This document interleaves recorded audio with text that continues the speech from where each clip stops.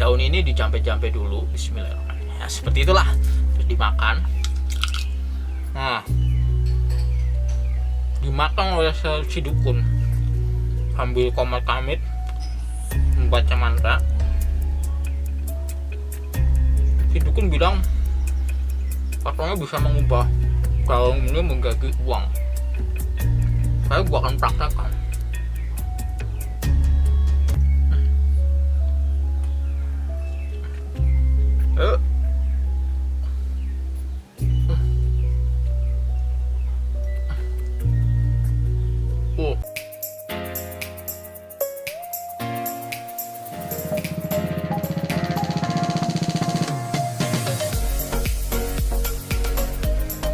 Halo, assalamualaikum warahmatullahi wabarakatuh. Ketemu lagi sama saya Pandu Gunawan.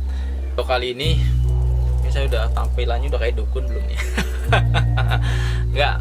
Di video kali ini saya akan sedikit lah ya membuka pembodohan dukun-dukun modus, dimana dukun-dukun ini diminta tolong malah yang pasiennya itu malah dijadikan sebagai lahan untuk dikeruk duitnya gitu loh. Jadi kadang-kadang orang Jawa atau orang kita kan masih percaya dengan hal-hal semacam itu, pergi ke dukun ini dan itu. Dan makanya kan ini sebenarnya jangan sampai kita pergi ke dukun. Nah, biasanya kita datang ke salah satu dukun itu, seorang dukun ini pasti menunjukkan suatu kehebatannya. Contohnya ini saya punya cerita pribadi ya, waktu saya masih senang main-main seperti itu, saya pergi ke sebuah dukun hebat katanya. Di antaranya dia bisa mengubah daun menjadi uang gitu loh. Nah, ini salah satunya siapa sih orang yang nggak terpesona atau nggak tercekang atau nggak wow hebat gitu loh, seorang dukun bisa mengubah daun pisang menjadi uang. Nah, waktu itu jadi saya disuruh, contoh nih, waktu itu saya nemenin teman saya sih gitu loh. Saya disuruh nyari nih daun pisang, terus si dukun ini dia akan makan ini, katanya akan diubah menjadi uang. Nah, jadi dia seorang dukun ini saya akan praktekkan dan nanti saya akan jelaskan begitu. Ini tidak akan saya cut ya, jadi tidak ada editing juga. Ini contohnya seperti ini contohnya. Jadi daun ini dijampe-jampe dulu, bismillahirrahmanirrahim. Ya, seperti itulah, terus dimakan. Nah, dimakan oleh si dukun sambil komat kamit membaca mantra. Si dukun bilang katanya bisa mengubah daun ini menjadi uang. Gua akan praktekkan.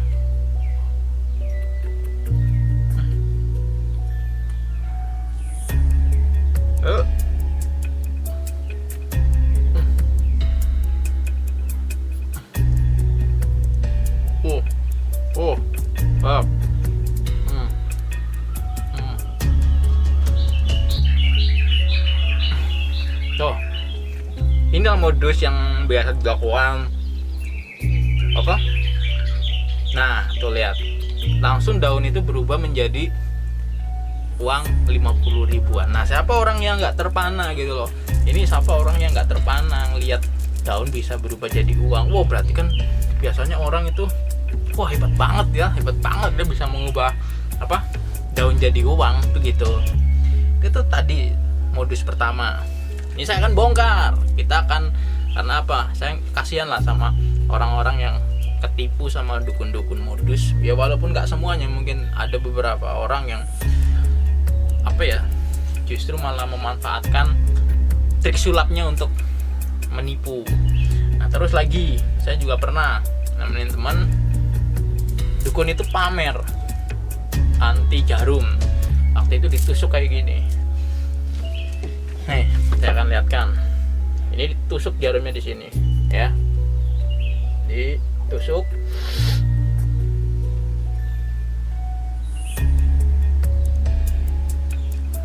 Lihat.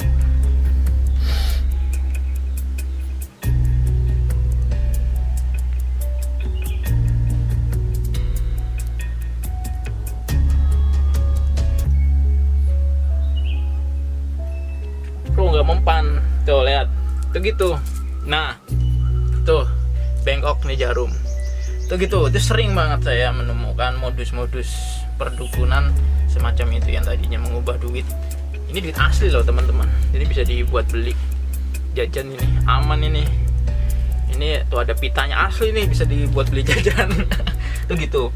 Jadi banyak modus-modus praktik perdukunan yang kadang-kadang itu dilakukan untuk menipu seorang pasien. Ya, kadang-kadang orang datang ke suatu dukun karena misalnya dia punya masalah atau punya penyakit, dan kadang-kadang di saat dia sudah datang banyak banget syaratannya. Contoh, dia harus beli minyak. Ini minyaknya harganya segini nih, 1 juta, 2 juta, 3 juta. Nah itu kadang-kadang kan kasihan. Makanya kemarin ada orang datang bulan Februari ke rumah, dia punya penyakit udah 5 tahun nggak sembuh-sembuh. Dia sudah habis ke dukun kemana aja, dia berobat sampai habis hartanya buat beli apa persyaratan.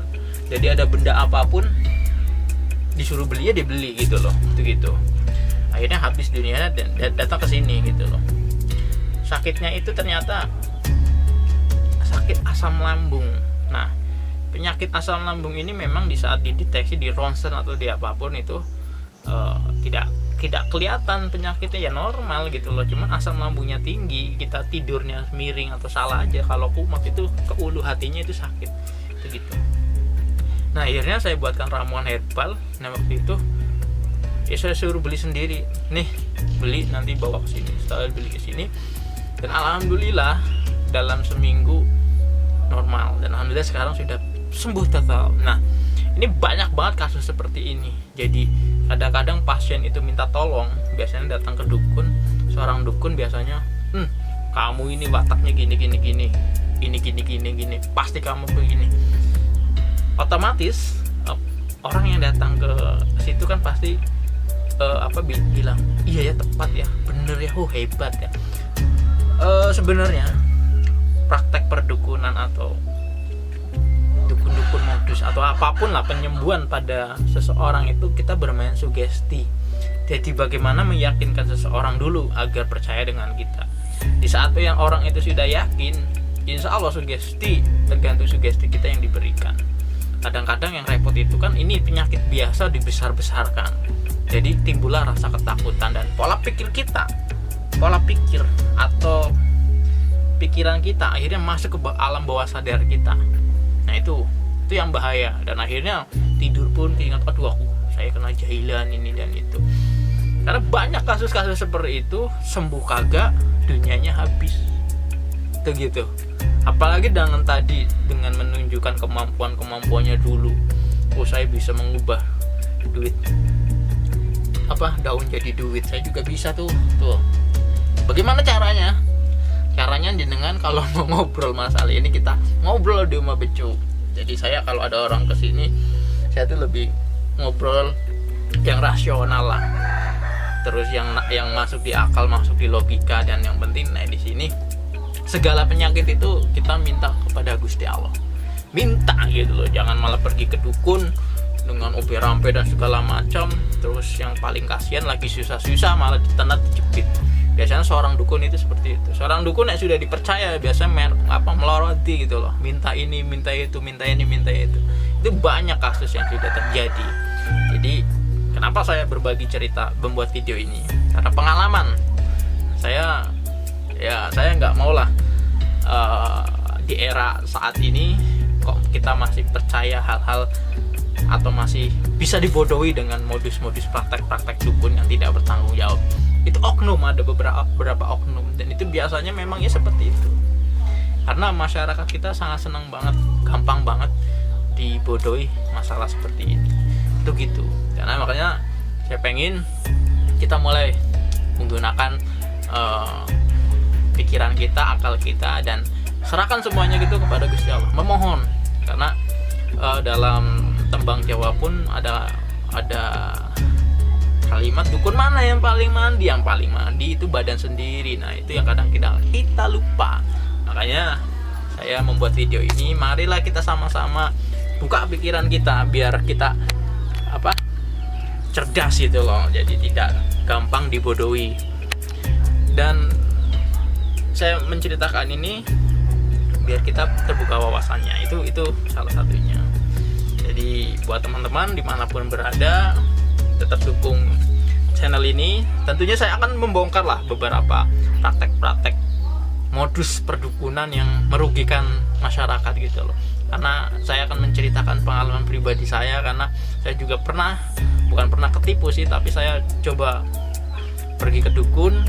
Wah, katanya dukun ampuh. Saya sampai ya, kalau saya sedang pengen belajar itu ya setiap hari saya bisa datangin itu rumah, atau beberapa pertemuan saya bisa nginep di itu tempatnya. Dan sampai pada titiknya ternyata dukun-dukun itu memang yaitu ada menggunakan trik. Dan akhirnya saya memutuskan untuk saat ini ya kembali kepada jalannya ini, ngaji maring kiai. Karena nggak ada gunanya lah ilmu-ilmu seperti itu. Yang paling penting adalah menyiapkan diri kita untuk mempersiapkan mati dalam keadaan yang dirahmati dan diberkahi Gusti Allah. Itu mungkin gitu aja. Jadi buat teman-teman yang punya pengalaman apapun itu, silakan kita share, komen. Pengen main ke tempat saya silakan main, tapi hubungi saya dulu. Biasanya saya jangan di rumah atau jauh-jauh ke markas. Saya nggak di rumah kan mesake gitu loh. Jadi intinya kalau kita pergi dalam kondisi kita putek atau apa, mending salah satunya pergi ke seorang kiai atau kita pergi ke masjid, kita berdoa, kita memohon. Karena cetak di situ Gusti Allah itu akan menolong umatnya. Mintalah gitu loh, mintalah kepada Gusti Allah, maka akan diijabah. Tergantung kita bagaimana cara memintanya. Kita belajar bagaimana cara memintanya, itu gitu. Jadi jangan sampai ada pembodohan di era ke depan. Apalagi saya membuat channel ini, channel khusus budaya dan beberapa hal-hal yang bisa kita kaji sama-sama. Insya Allah ke depan saya lagi menyiapkan sebuah program latihan gamelan. Terus mungkin ada nanti suluk saya akan mulai up. Ini bagian dari budaya kita yang harus kita jaga. Karena bagaimanapun juga era sekarang itu era yang modern. Orang-orang itu sudah mulai jarang mempelajari budaya jati dirinya itu makanya saya membuat channel ini. Mari kita sama-sama lestarikan, budayakan kesenian kita, budaya kita, jangan sampai diakui negara lain. Saya Pandu Gunawan. Wassalamualaikum warahmatullahi wabarakatuh.